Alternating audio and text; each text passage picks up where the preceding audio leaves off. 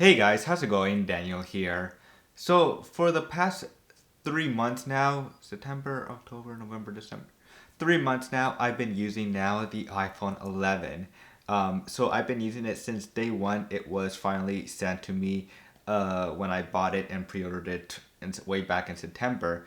So, finally, I'm doing my review video of the iPhone 11 and what it's been like using it for 3 months now, which I think it's enough time now to give my thoughts and review if the iPhone 11 is worth it or not. So first off, let's begin with the design of the iPhone 11. So last year I was using the iPhone XS. The iPhone XS, of course, had a different type of design than the iPhone 11. The iPhone XS had a stainless steel around the edges, which felt really nice and premium, a little bit heavy, of course, but it just looked really nice. And that continued with the iPhone 11 Pro. But with the iPhone 11, Apple, of course, went a little bit different and did not bring the stainless steel, but instead has this plastic rounded edges around it, which look nice and feel really great and lightweight as well. And I'm a huge fan of the matte finish that they added at the only in the camera bump. It's a matte finish, which is really cool, and it looks fantastic. And of course, the back is like a plastic feel to it, kind of. And so yeah, but super lightweight, and it feels really great in the hands as well. So of course I went with the iPhone 11 green, the color green, because the green is my favorite color, and it is just looks fantastic as well. And yeah, it's just something different, of course. So yeah, and nothing really there changed with the iPhone 11 design really. Only the colors, of course, and the plastic body, of course. But also the front of the phone on the iPhone 11, yes, the bezels are a little bit thicker than on the iPhone XS or the iPhone 11 Pro. But that doesn't really matter to me because like I don't really see a difference when it comes to that.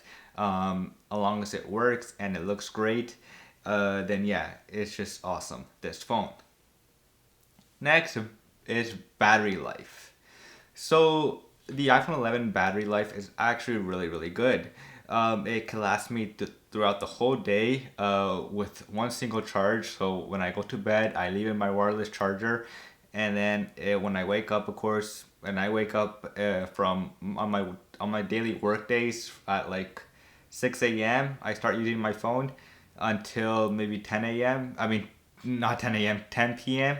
And then I put it back on the charger. It actually lasts a whole day without like pretty much 70 to 50 to 70% battery life on most days. And that's, on a single day usage, which is really good. And so yeah, I'm really happy with the battery life and with just how amazing the battery life is doing on the iPhone 11 as well. Next, we have the screen.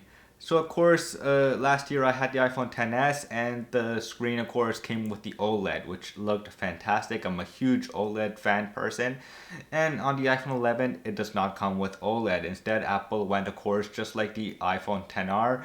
Apple brought the LCD back with the iPhone 11, which I don't understand why, but of course, price and all that stuff do go into account when they're trying to price this phone a little bit cheaper than the iPhone 11 Pro.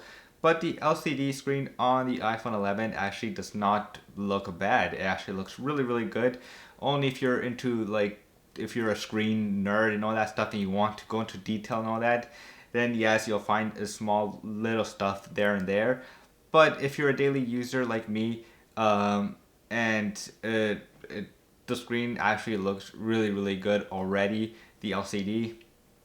Now, of course, it doesn't have that true black like the OLED does, but the LCD on the iPhone 11 does a very good job, and it looks really great as well in the eyes. So yeah, the screen, fantastic. Next, we have the camera. So this was like the biggest thing I was into when Apple was presenting the iPhone 11. and the 11 Pro, of course. The 11 Pro only come with the telephoto lens, which I did not really use on the iPhone XS. Still, when Apple introduced the iPhone 11, of course, and it was coming with the ultra wide lens, I was super happy that Apple was bringing that lens to the iPhone 11 as well. So from there, I decided I was going to buy the iPhone 11 and not the 11 Pro because of the ultra wide.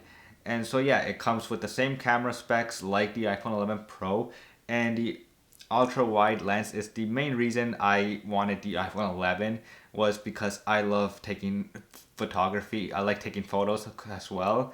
And so before on the iPhone XS, I would use the Moment wide lens. And so yeah, now I don't have to use the wide lens for now. I could just use the ultra wide lens on the iPhone 11, and it does a fantastic job. If you follow me on Instagram, of course, I have a dedicated page of just iPhone 11 photography. So I'll post that in the description below so you guys can check it out. And so yeah, I just like taking pictures, and the pictures look fantastic as well. I like the ultra wide has been my favorite camera right now for the past 3 months when taking the iPhone photos only.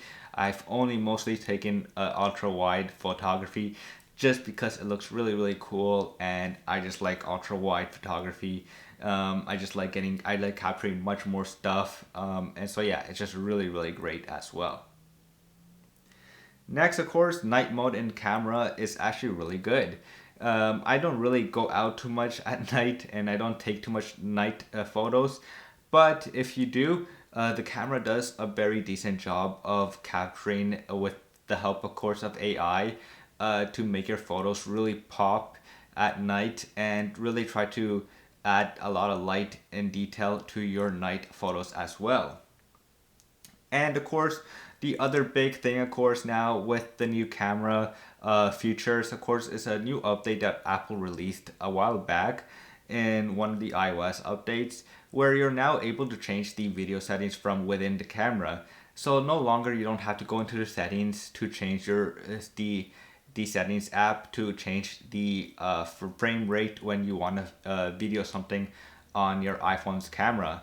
You can just do it within the camera, which of course is really great, and that's a big help if you're into taking videos as well, because you don't have to waste your time of going into the settings app, going into the camera settings, and then changing the frame rate from there. You can just do it within the camera app. So yeah, of course, Android users were able to do this a long time ago, and Apple is finally catching up with that new feature, because that will save a lot of people a lot of time and a lot of headache as well. And of course, water resistant is the iPhone 11. I did not really test it out. It's when it snows here, I do use my phone outside. The snowflakes do go on the phone. Sometimes when it's light raining, I do take out my phone to use it. Of course, light rain does hit the phone. Doesn't matter. I have not dropped it in a pool or anything like that, and I'm not going to anytime soon, because I'm not risking on $1,000 on a phone right now. If I was a bigger YouTuber, maybe I would test it out, but not now. And of course, another cool feature, of course, is Face ID. So Face ID was introduced a while back with the iPhone 10, and Apple does say it's 30% faster on the iPhone 11 and 11 Pro. I did not really see a difference. Of course, Face ID has always been really good with me, and it just, I guess, faster unlocking. I have not really tested it out with the old iPhone, but what I have noticed is it does unlock from much more angles than before.